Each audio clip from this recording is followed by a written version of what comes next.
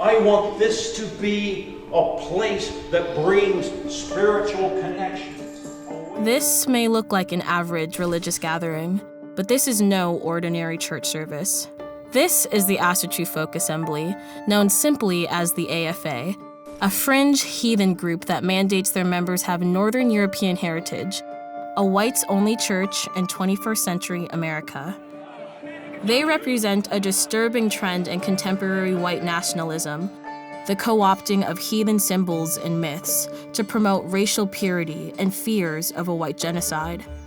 We must secure the existence of our people and a future for white children. I'm on a journey to understand how this group is gaining influence across the country.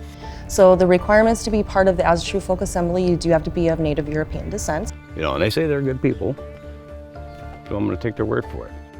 And to meet the anti-racist heathens who are fighting to reclaim their religion from extremists.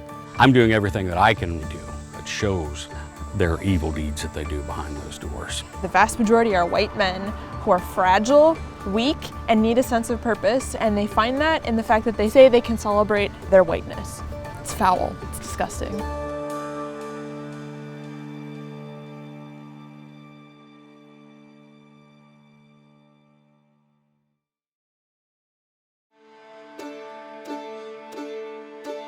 Murdock, Minnesota is a rural town with a population of less than 300. It's predominantly white, but there is a small Latino population that lives in the surrounding area. It was here that in 2020, the AFA attempted to purchase an abandoned Lutheran church as a temple for their group. The city council held a meeting to let representatives make their case. 100,000 years from now, I want there to be blonde hair and blue eyes. It's like any other tradition. I want it preserved. And it's worthy to be preserved. Our own heritage and our own people are worthy of preservation. In the end, the council, in a 3-1 vote, granted them a provisional use permit. This is now the group's third temple. The council was warned that blocking the acquisition would violate the AFA's First Amendment right to freedom of religion. Pat Thorson was one of the members that granted the permit. They have every legal right to buy the building, and they say they're good people, so I'm going to take their word for it. But what about the uncomfortability that people of color now have in this community because of this church that is excluding them based off of their color? One of the members, when we had the public hearing, was saying, like, if a colored person or comes to their church, they would just politely say, well, we really aren't welcome, or however they put it, was not of any violence. So if that's what they are, well, then be it. And you said that they haven't done anything wrong, but isn't the act of creating a whites-only church in America, where race has been such a tension? Oh, yeah. I mean, with all the crap going on around this country and the world, I'm not for it, but I'm not going to create any havoc for them. I mean, I don't want them coming up against us if something does go awry, After the vote, Pat received calls from people upset with his decision. And you said that people have called you a white supremacist. Yes. And I called him back, and he said, F you, F you. How did this person get my number? A guy from California. Bizarre. You were more worried about them having your number than the fact that they were calling you like a white supremacist. Do I look like a white supremacist to you? I don't really know what a white supremacist looks like. I don't know Neither if it's do a I. particular look. Yeah. That's exactly it, By exploiting their religious status under the First Amendment, the AFA is given the same protections as any other religious group in America. For those living nearby, especially people of color, this sent a disturbing message. Christian and Catherine DeRuggi live a few miles away from the church. Thank you for having me. Yes. If it was a bunch of people that came in and said, hey, we're Satanists and we're going to be worshiping Satan, there would be all kinds of outcry and uproar. And I think these people that come in and they say, hey, whites only, we hate interracial, interracial things shouldn't fly. And it's kind of like, you had some people protest, but at the end of the day, they're there. The fact that that sort of racism isn't looked at the way that it should, like this cancer that can kill. This isn't we just want to worship in peace. I mean, it's an ideology. Do you have any fears about your daughter growing up in this area? I guess in general, I always have some fears. We might be sending her to the Murdoch grade school in a few years, so it's uncomfortable to have them in town. I do feel like it's a little bit of a threat to the safety of, Black and brown people that live in Murdoch. I feel like it's a threat to their safety. In the months since the church's opening, hundreds of members have traveled from across the country to assemble here. They host monthly services where small groups called kindreds worship together and celebrate their European heritage. Despite their whites-only policy during ceremonies, they did allow me to go inside to see the church. So this is our main sanctuary. The church uses folkish imagery and myths from a bygone Viking era to romanticize white European heritage and the importance of its preservation. For them, that preservation involves the exclusion of people that look like me. On any given Sunday, I couldn't just come in and try to become a member. No, you wouldn't be able to come in and just join. There is a membership process that is required in order to be part of the assembly. So the requirements to be part of the As a True Folk Assembly, you do have to be of Native European descent, because we are considered a folk religion. A lot of people will call us white supremacists, which is not true. A lot of people will call us racist. We're not racist. We're not out here trying to take over anything. We're here to gather together, to call our brothers and sisters who are called to this religion. We want them to have a place to go where they can do those things and they can save those traditions and save that culture. Do you think with this emphasis on race and white heritage that it attracts people that believe in white supremacy and practice those ideals to this church then? This church is not a political movement. It is a church. We focus on honoring our gods. Are we doing anything that would be considered white supremacy? No. I mean, I guess I don't know why people would be coming to a church for politics. But that clearly clashes with the vision of the original founder, Stephen McNallen, who has consistently drawn on white nationalist rhetoric since the group's founding in 1994. I will defend my race. I will fight for my race, primarily with words and ideas, but I will fight more literally if I have to. The existence of my people is not negotiable. This explicitly political messaging was co-opted by white nationalists in Charlottesville, where shields covered in Norse symbology were displayed. Something that unites us all is that we believe that white heritage and white culture is something that's vastly important and worth fighting for. And by Jake Angeli, otherwise known as the QAnon Shaman, a capital insurrectionist. In 2017, Matthew Flavel took over as the group's national leader.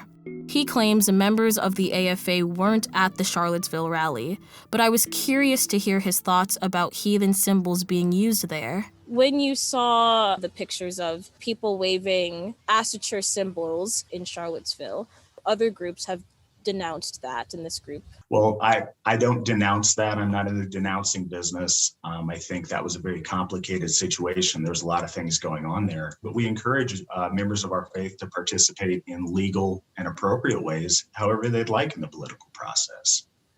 Would you consider what happened in Charlottesville to be a white supremacist rally? No, I would not. What would you call it? I'm not sure. I think I would call it a peaceful protest rally. It was disturbing to hear someone speak so positively about a rally where white supremacists chanted racist slogans and a counter-protester was killed. To combat the AFA's messaging, a collective of local protesters formed the Murdoch Area Alliance Against Hate. Victoria Goulamond is one of its co-founders. Do you think the people of Murdoch came together to oppose this church? Do you think it was a general connecting point? No, I think it fractured Murdoch. There are definitely people who silently oppose it. I think the vast majority of Murdoch would never have anything to do with it, but they did not like that they had to be held accountable for their silence on these issues. Murdoch didn't suddenly become racist because the Asatru Folk Assembly arrived. There have been systems of oppression and racism that have not been called out for many generations in Murdoch. This was a wound that is now festering, but it's always been there. Do you feel unsafe being in Murdoch? Yes, absolutely. They're a group that has connections to the KKK.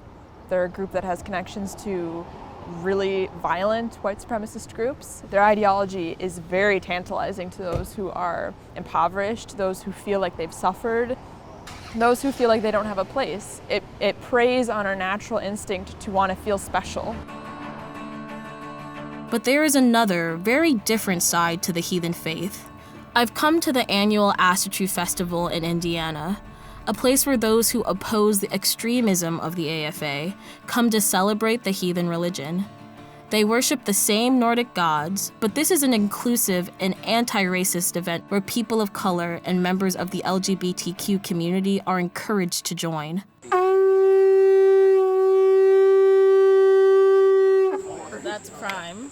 That's Mer. Mjolnir, Thor's hammer. Actually, if you think about it, it's pronounced Tor, not Thor. I've come to meet a man named Topher. In his day job, he's an HR manager at Kroger's. But here, he's a major figure in American heathenry. You must be Topher. I am Topher. I'm Dalat. Hi, Dalat. Very nice to meet you. I'm the president of the Asatru community. We are a worldwide Asatru group that is completely inclusive. We allow anyone into our group. We have over 5,000 members worldwide. These are like a list of things that we try to live by. Things such as kith and kin, frith, truth, honor, knowledge, diligence, independence, and fortitude, all things that we strive to work to be better for. A few weeks before, Topher and members of his kindred went to Murdoch to directly protest the AFA outside the church. We are asking the community of Murdoch to stand up against racism. Do not allow this church to be defiled by the AFA. Do you think people connect your form of Asatru religion to the Asatru Folk Assembly? Unfortunately, we do get lumped in with them often, and one of the reasons is we use a lot of the same symbology. I mean, it's technically the same religion, except for they're picking little things out that they believe says that you have to be Caucasian, Northern European descent. There's nothing in any of our literature that says that that's how it should be. Do you think that there's a sort of battle for what the real Asatru religion is? Absolutely believe there is. And our group is the largest heathen group organization in the United States. But we all know it's not always the biggest group that wins out. I'm doing everything that I can to make sure that we do win that battle. And we do shine that light on them, which they don't want to have shined on them, that shows their evil deeds that they do behind those doors. Topher and his wife were preparing for an important ceremony.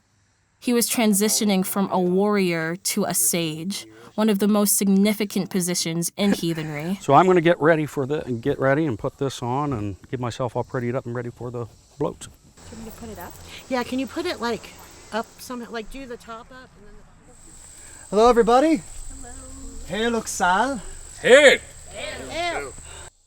After my experience in Murdoch, I didn't know what to expect from this group of heathens. I was concerned that because the religion is so connected to European ancestry, I would continue to feel excluded. But this gathering felt very different. Topher's group didn't obsess over heritage.